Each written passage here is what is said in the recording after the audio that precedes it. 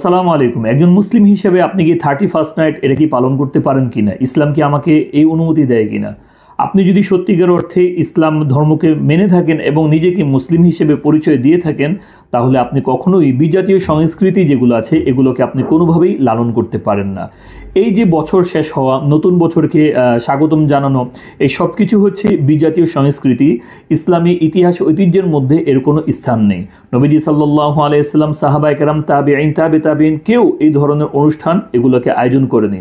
তাছাড়া এই 31st night এটাকে যে নিষিদ্ধ, এই অনেকগুলো কারণ আমরা দেখতে পাই।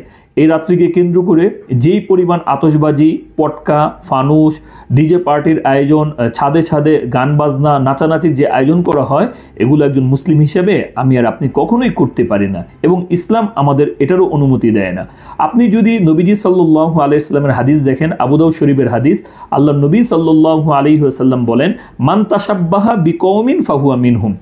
যে মুসলিম, যে নিজে মুসলিম হয়ে আরেকজন বিজাতীয় সংস্কৃতি সাদৃশ্য অবলম্বন করবে, তাদের সংস্কৃতিকে ধারণ করবে, হাসরের ময়দানে সে তাদেরই অন্তর্ভুক্ত হবে। শুধু তাই না, আল্লাহ নবী সাল্লাল্লাহু আলাইহি সাল্লাম আরেক হাদিসের মধ্যে বলেছেন, মান কাসসারা সাওয়াদা কওমিন ফাহুয়া মিনহুম। যে ব্যক্তি অন্য ধর্মের অনুষ্ঠানগুলোতে শরিক হয়ে কিংবা তাদের বেশভূষা ধারণ করে, তাদের সংস্কৃতি লালন করে তাদের দলটাকে ভারী করবে, নবীজি সাল্লাল্লাহু আলাইহি ওয়াসাল্লাম বলেন সে তাদেরই অন্তর্ভুক্ত বলে বিবেচিত হবে। এটা তো ছিল নবীজি সাল্লাল্লাহু আলাইহি ওয়াসাল্লামের হাদিস। শুধু তাই না, আপনি যদি মুহাক্কিক নির্ভরযোগ্য ইসলামিক স্কলারদের ফতোয়া দেখেন, তো তারাও বলেছে যে একজন মুসলিম হিসাবে আপনি এটা কখনোই পালন করতে পারবেন না। ভারত উপমহাদেশের একজন নির্ভরযোগ্য আলেমদের মধ্য থেকে একজন আলেম হচ্ছে ইউসুফ লুধিয়ানবি। ওনার একটা বিখ্যাত ফতোয়ার কিতাব আছে, আপকে মাসাইল আর উনকা হাল। ওই কিতাবের মধ্যে ওনাকে জিজ্ঞেস করা হয়েছিল, নই ঈসাই সাল কি আমদ পর খুশি, क्या नई ईसाई साल की आमद पर खुशी मनाना जायज़ है? যে নতুন যে বছর আসে এটার মধ্যে আমরা কি খুশি মানাতে পারি? তখন উত্তরে তিনি লেখেন, ঈসাই কি রসুম হ্যায়, যে এই যে 31st নাইট এটাকে পালন করা, নতুন বছরকে স্বাগতম জানানো, এটা হচ্ছে যারা খ্রিস্টান আছে তাদের এটা সংস্কৃতি। আর মুসলমান জাহালাত কি ওয়াজহ সে মানাতে হ্যাঁ, আর মুসলমানরা অজ্ঞতার কারণে এই সমস্ত দিবসগুলোকে, এই সমস্ত অনুষ্ঠানগুলোকে পালন করে থাকে।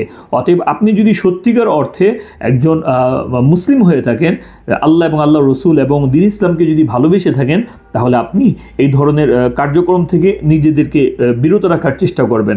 দেখেন, এই কাজটা কখনো আনন্দের কাজ হতে পারে না।